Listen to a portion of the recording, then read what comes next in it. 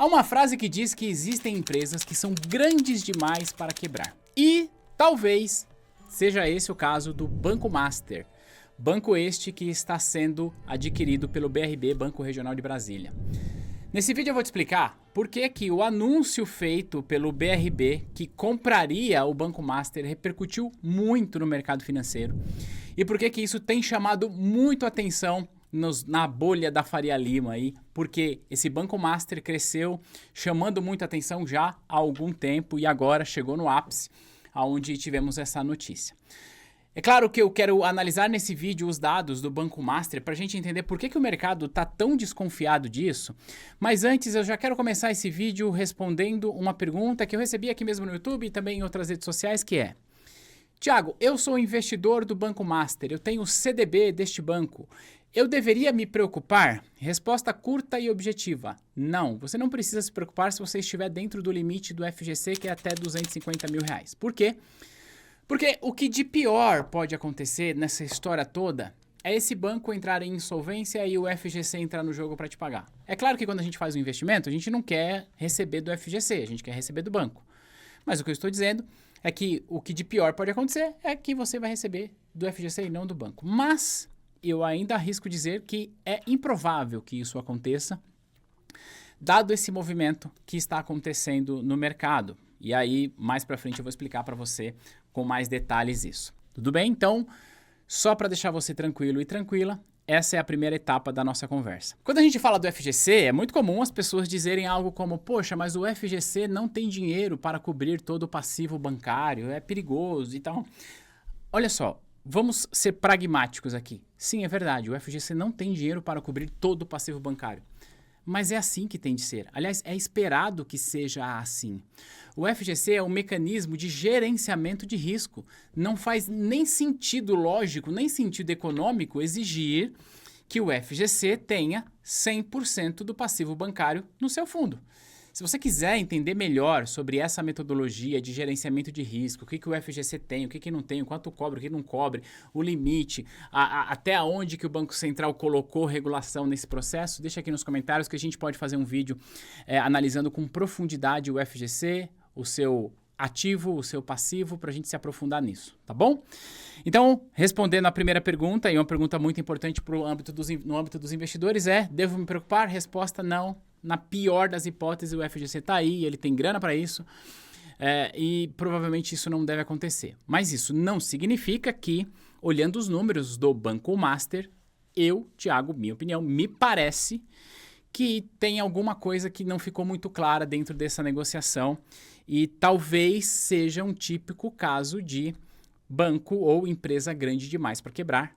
Talvez. E eu vou fazer isso para você baseado em dados, tá?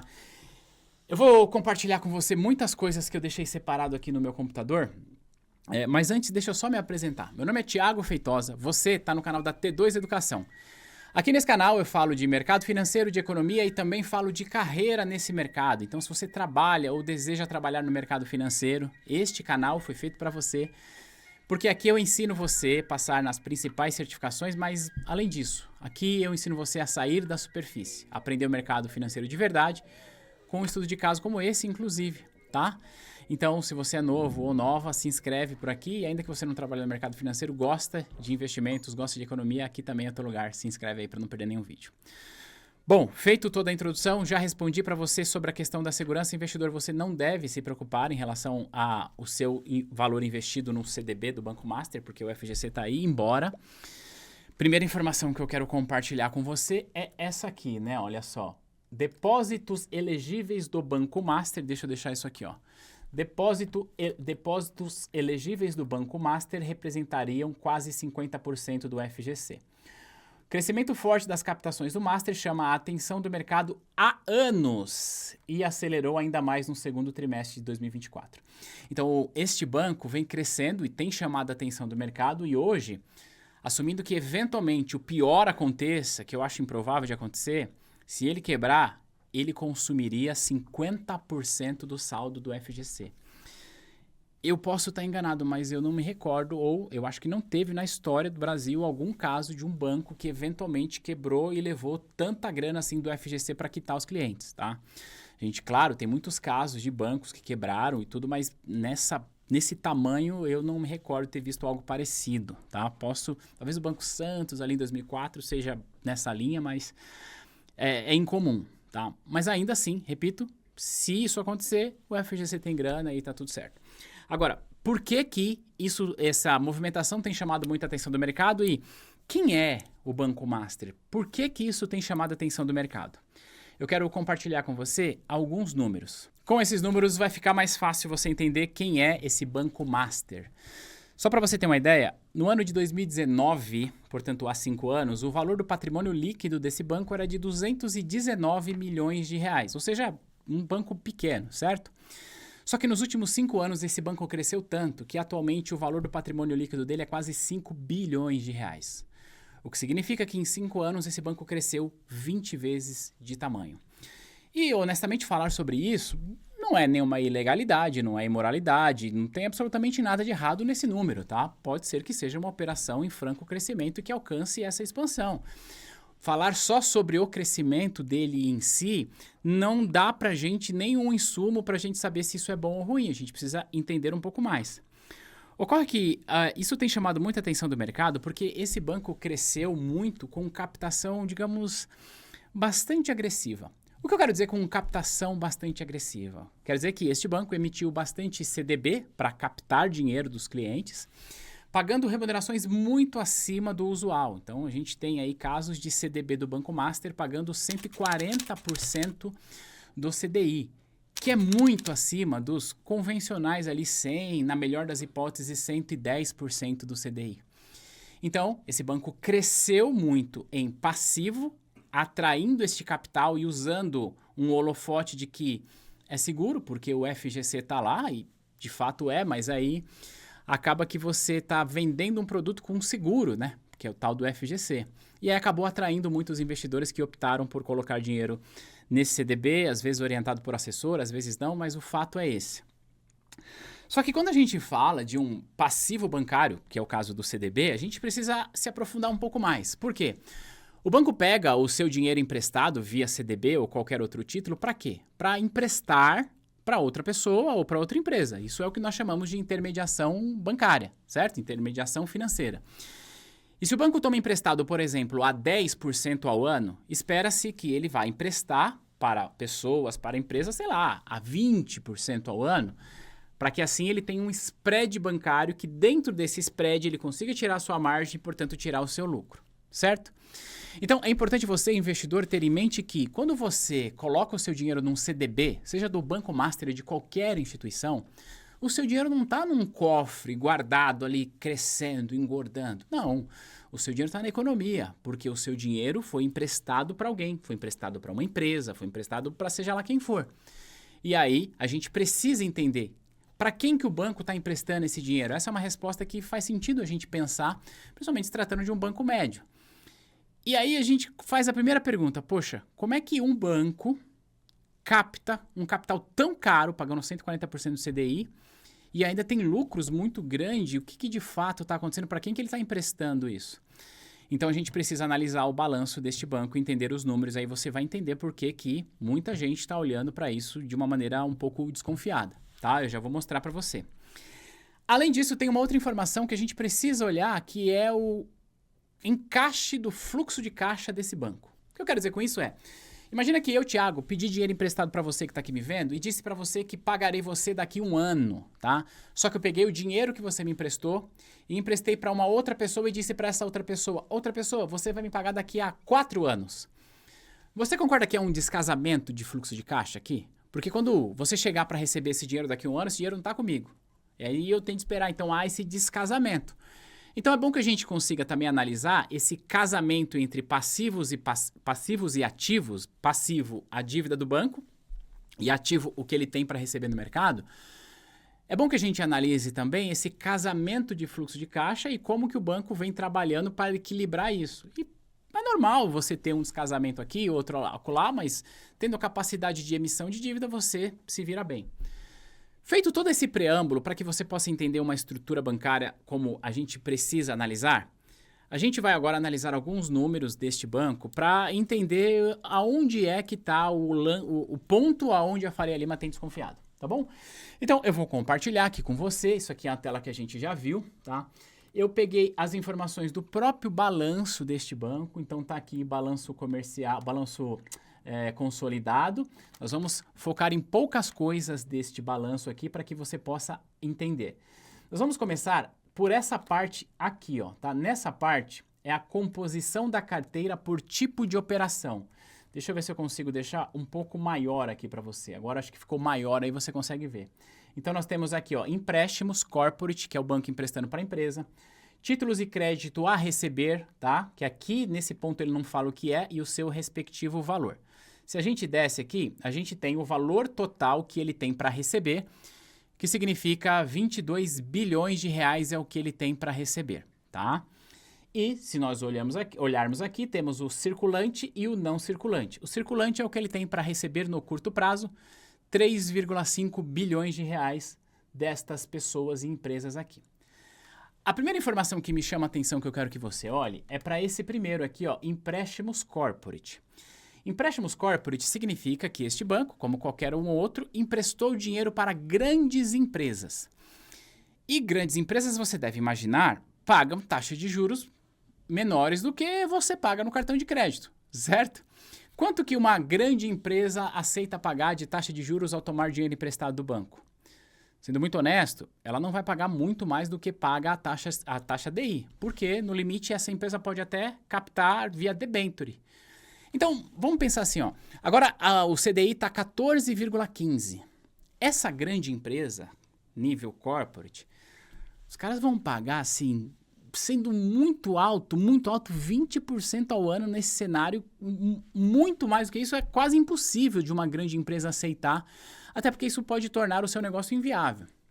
Então, o que eu estou dizendo para você aqui é que a primeira linha dos clientes que deve para esse banco, que é empresas corporate, com 10 bi. E não tem nada de errado. Isso aqui é o que nós chamamos de banco de atacado. Se você pesquisar qualquer outro banco, você vai ver que nas primeiras linhas sempre vai estar lá esse corporate. Então aqui em si não há nada de errado, mas você precisa prestar atenção no custo deste capital. A gente vai chegar lá. E o segundo é títulos e crédito a receber, que é 8,7 bilhões, tá? E aí se a gente desce, ele vai explicar pra gente que este título de crédito a receber trata-se de, deixa eu só diminuir aqui, ó, trata-se de precatórios, ó, títulos e créditos a receber está composto prioramente por valores a receber oriundos de precatórios. Precatórios é uma dívida do Estado, e aqui ele até relata pra gente o que é, né? Se é federal, se é estadual, se é municipal. Então nós temos essas duas informações, que eu até fiz a conta aqui, deixa eu colocar uma planilha aqui, que essas duas operações, falando de empresa, tá aqui, ó, empréstimos corporate, tá? Empréstimos corporate representa 45% de tudo que esse banco tem para receber e 39% são os precatórios. Tudo bem? Onde a gente quer chegar com essa história? Quando a gente fala, mais uma vez, de empréstimos corporate, saiba, são empresas que pagam taxas de juros menores. Quando a gente fala de precatório, existe um imbróglio por trás disso que é difícil da gente precificar esse ativo. Porque o precatório nada mais é do que o Estado devendo para algum cidadão, para alguma empresa que eventualmente entrou em litígio contra o Estado.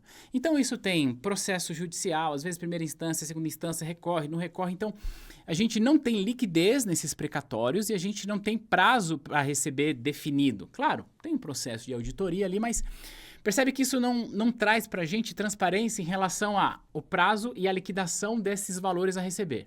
Então, voltando para a minha planilha aqui, onde eu fiz contas aqui, tá? Eu estou dizendo para você que 84% do que este banco tem para receber, tá? Esse 84% que você está vendo aqui não é do consignado, mas é a soma desses dois, tá? Eu estou dizendo que 84% do que ele tem para receber, de acordo com este balanço aqui, está em empresas que pagam taxas de juros menores e está em precatórios. Tudo bem? E eu estou dizendo que 3,5 bilhões é circulante, ou seja, de todos os 22 bi que ele tem para receber do mercado, neste ano ele recebe 3,5 bilhões, tá bom? Essa informação que está aqui, tudo bem? Agora, a gente vai olhar para o que ele tem para pagar, e isso aqui é um ponto importante para a gente olhar. Aqui é o vencimento que ele tem, então nesse ponto aqui é o depósito à vista, ou seja, saldo em conta corrente. Deixa eu aproximar aqui para você, tá? Esse aqui é saldo em conta corrente. Aqui eu tenho vencimentos de CDB até 30 dias, até 60 dias, 90, 180, até 360. Então, como esse aqui é o fechamento de 2024, eu estou dizendo que se eu somar tudo isso aqui, sem esse último, eu tenho o valor que este banco tem para pagar de CDB para os seus clientes em um ano, tá? Até essa linha aqui, ó. Até essa linha aqui, onde eu estou com o cursor. Aqui eu falo de CDB e aqui eu falo de depósitos interfinanceiros, então eu tenho a soma disso aqui. E aí eu fiz uma conta que, se eu somo CDB mais o interfinanceiro, que é isso aqui, e olho só para esse ano, esse documento que o Banco Master divulgou ele está dizendo para a gente o seguinte, que no ano de 2025, ele precisa pagar para os seus credores, ou seja, para os investidores, 7 bilhões de reais. Só que no ano de 2025, ele tende a receber das empresas e de quem tomou dinheiro emprestado dele 3,5 bilhões de reais. Aqui a conta já não fecha. Aqui tem um descasamento de fluxo de caixa. Só que o problema desse descasamento não é só o descasamento. O problema é que tem nesse ativo um precatório que é muito difícil da gente precificar e saber se isso vai ser de fato realizado. E aí você talvez pode dizer, Thiago, mas descasamento de fluxo de caixa acontece, os bancos às vezes têm, e eu concordo, tá? Mas a gente está falando que, dado a situação deste banco, no ano de 2025, ele vai receber 3,5 bi e tem 7 para pagar. Como ele resolveria isso? Ele resolveria isso emitindo mais dívidas. Normal. Então, vou lá e emito mais CDBs.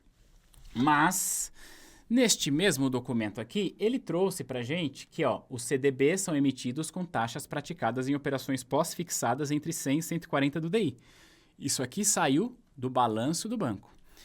E se a gente pegar a Selic atual, portanto o CDI 14,15, e a gente calcular 140% do CDI atualmente, vai dar 19,8 aproximadamente.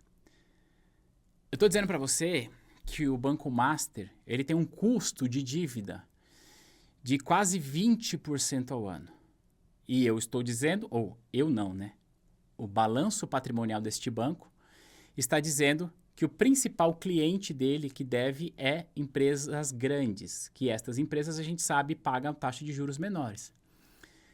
Quanto que o Banco Master está cobrando de juros destas empresas que são grandes para justificar essa operação?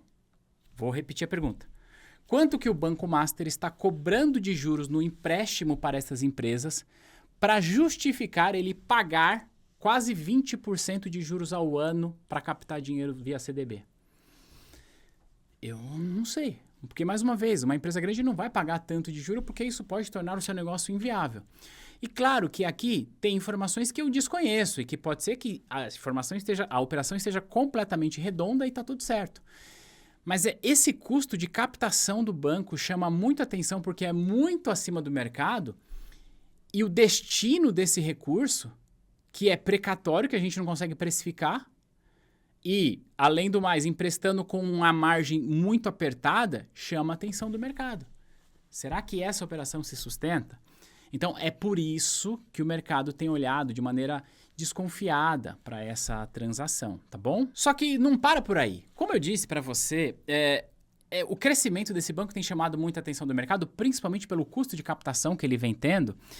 E aí o Banco Central apertou recentemente um pouco ali a questão da elegibilidade do capital da instituição frente ao FGC, para evitar problemas como esse que a gente viu aqui, para evitar problemas de uma única empresa precisar sugar todo o FGC caso tenha problema de liquidez. E o que acontece é que depois disso, o Banco Master passou a ter um pouco mais de dificuldade para captar recursos via CDB, o Certificado de Depósito Bancário, por não cumprir a elegibilidade de capital do Banco Central. Então, precisando captar, ele foi a mercado para captar via letra financeira. E aí talvez você me pergunte, Thiago, qual que é a diferença de letra financeira para CDB? Diferença simples. Primeiro, letra financeira é um título que tem prazo mais longo. E isso, para uma instituição que está com descasamento de fluxo de caixa, é muito importante. Porque, veja bem, se eu tenho dívida para pagar agora, uma dívida curta, é normal eu alongar essa dívida. Isso chama mudar o perfil da dívida. Então é razoável. Eu vou emitir letra financeira com prazo maior, usar esse dinheiro para quitar a dívida antiga, e aí dentro desse prazo maior eu vou me reorganizando. Isso é normal, isso é usual. Então essa é a primeira diferença. Já a segunda diferença trata-se da garantia. Uma letra financeira não tem FGC, não tem cobertura do FGC. E a terceira diferença trata-se do público-alvo. Normalmente quem compra uma letra financeira de um banco não é um investidor de varejo. Quem compra uma letra financeira normalmente é um investidor institucional. Isso significa bancos, fundos de investimentos e tudo mais, tá bom? Só que aí a gente volta um pouco mais no tempo, porque eu quero mostrar essa matéria que saiu aqui, não é tão recente, tá? Ela saiu em julho de 2024, que diz pra gente o seguinte, olha só. Gerentes da Caixa perdem cargo após barrarem operação, entre aspas, arriscada e atípica de 500 milhões. Eu quero que você leia aqui comigo, ó. 4 dias depois de parecer sigiloso contra a compra de títulos do Banco Master, considerados muito arriscados, gerentes da estatal foram destituídos dos postos em que ocupavam. Isso aqui é de julho de 24. Então, como eu disse, o Banco Master vem chamando a atenção desde julho de 2024. E aí, se a gente desce, tá escrito assim nesta matéria. Deixa eu deixar um pouco maior, acho que você consegue ler, ó. Em parecer sigiloso de 19 páginas obtido pela coluna A Área de Renda Fixa da Caixa Asset, o braço de gestão de ativos do Banco Estatal desaconselhou enfaticamente a operação considerada atípica e arriscada, não só em razão do valor, considerado alto demais, como por causa do rating do banco. O que essa matéria diz pra gente é que lá em julho de 2024, o Banco Master emitiu letra financeira e foi negociar ali com a área de gestão de ativos da Caixa Econômica Federal. E 2 gerentes analisaram a oferta e aconselharam enfaticamente a Caixa Econômica Federal para não entrar neste negócio porque, segundo estes gerentes, seria uma operação muito arriscada. Claro que esses gerentes tinham informações das quais a gente não tem aqui. Só que é curioso saber que os gerentes, 2 dias depois que eles trouxeram esse relatório lá para o comitê da Asset, eles foram tirados dos seus respectivos cargos. É mais ou menos assim, o gerente fez o trabalho dele, que era prevenir a Caixa Econômica Federal de entrar no que o gerente considerava muito arriscado, e ele perdeu o cargo. Ele perdeu o cargo por fazer o trabalho certo? O que aconteceu? Que informação é essa que a gente não sabe? Por que 2 profissionais foram destituídos dos teus cargos por rejeitarem uma operação com o Banco Master que eles consideraram atípica e muito arriscada? Talvez seja só porque não é padrão da Caixa Asset, mas o fato é que se esses profissionais não tivessem dito isso, poderia a Caixa Asset ter comprado essas letras financeiras, ter socado numa carteira de fundo de renda fixa de um cliente de varejo que não ia nem saber e seja o que Deus quiser. Então, assim, eu não sei se de fato essa operação depois ela foi concretizada, a gente não tem esse tipo de informação, mas isso chama atenção. E aí, dado toda essa discussão que o mercado vem tendo já há algum tempo, eu quero trazer só mais uma informação para a gente fechar essa nossa conclusão. Antes dessa última informação, se você está gostando desse vídeo, lembra, deixa o joinha, comenta e se você conhece gente que trabalha no mercado financeiro, que está querendo entender, ou se você é investidor, compartilha esse vídeo para que mais pessoas possam entender o que está por trás dessas negociações ou o que supostamente estaria por trás dessas negociações. Tem uma matéria feita aqui pelo jornalista Lauro Jardim que diz o seguinte, tá? Que o banco BTG, a proposta que o BTG fez pelo Master foi de assumir o banco por R$1. Usar o fundo garantidor de crédito para dar cobertura a todos os problemas de lastro que o banco tivesse e capitalizar a instituição de Vorcaro. Vorcaro é o sobrenome do presidente do Master. Vorcaro que deixaria o negócio, compraria também os precatórios do banco e o Credicesta. O Banco BTG Pactual, que é um banco privado, ofereceu por este banco, segundo o jornalista Lauro Jardim, R$1. Uma moeda de R$1. Olha, me dá o teu banco que eu pago por ele uma moeda de R$1. Por que diabos que um banco privado ofereceu R$1 e um banco público está oferecendo 2 bilhões bilhões de reais. E aí, se você for no Google e digitar Banco Master, Ministério Público abre investigação, e aí o lucro bilionário aquece o debate, quem é quem na negociação do Banco Master, tem muita coisa aqui que você pode ver. Esse negócio ainda não foi realizado, precisa de autorização do Banco Central, mas levanta muito uma discussão nos corredores da Faria Lima, e aí isso tem aparecido muito na minha bolha lá no X, que é difícil de entender a solidez financeira desse banco, dado esse perfil de dívida, dado esse perfil de ativo que eu expliquei para você. Além de ser difícil de entender a situação financeira desse banco, dado esses perfis de dívida e de ativos, nós temos um passado recente onde 2 profissionais de um banco estatal, ou seja, a Caixa Econômica Federal, foram destituídos do cargo, e sendo destituídos do cargo foram destituídos porque rejeitaram uma operação com esse banco. Quem teria se beneficiado se essa operação acontecesse? Eu não sei. E aí, depois disso, nós temos o BTG, um banco privado, oferecendo um único realzinho, ou seja, 20 centavos de dólar para comprar essa operação. É claro que na matéria o Lauro Jardim ainda diz que teria de usar o FGC para quitar todos os passivos do banco, mas aí, como todos os outros bancos são sócios do FGC, eles barraram a operação. Mas chama atenção, né? E aí, mais uma vez, eu quero reforçar que não você que é investidor do Banco Master não precisa se preocupar.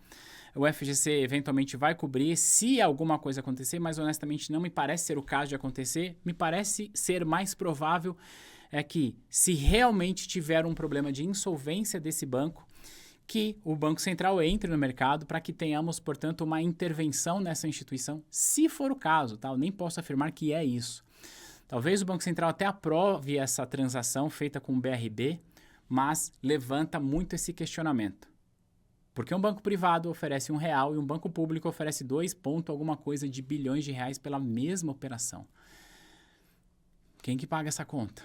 Bom, eu fiz muitas perguntas das quais honestamente eu não tenho resposta. E mais uma vez seria muita irresponsabilidade da minha parte cravar que tem coisa errada e cravar que, olha, não, vai acontecer alguma coisa. Eu não posso fazer isso. As perguntas que eu fiz aqui são levantamentos do meu ponto de vista legítimo, porque são baseados em dados, só que a gente só vai ter resposta disso com o tempo. A gente só vai ter resposta disso à medida que as informações, mais informações forem divulgadas e chegarem ao mercado. Se você que está vendo esse vídeo, se você tem mais informações das quais eu não compartilhei, se você acha relevante compartilhar, se você quer complementar, deixa aqui no comentário, vai ser muito legal, você pode ajudar outras pessoas. E reforço a ideia de que investidor não precisa se preocupar, o FGC eventualmente pode fazer frente a isso, então não é uma preocupação, mas fica um ensinamento, tá? A próxima vez que você for investir, pense bem, rentabilidades muito acima do mercado levanta uma bandeira vermelha aí, como a gente diz, levanta uma red flag. Então não existe almoço de graça, cuidado com isso. Mas não quero criar alarde, fica tranquilo que se algo acontecer o FGC está lá. E a gente espera que de fato não aconteça e que haja, se for necessário, uma intervenção para manter o mercado de certa maneira estável. Conta aqui para mim nos comentários sua percepção sobre tudo isso. Dúvidas, pode deixar aqui. Se você tiver mais informações, complemente. Eu te vejo no próximo vídeo. Tchau!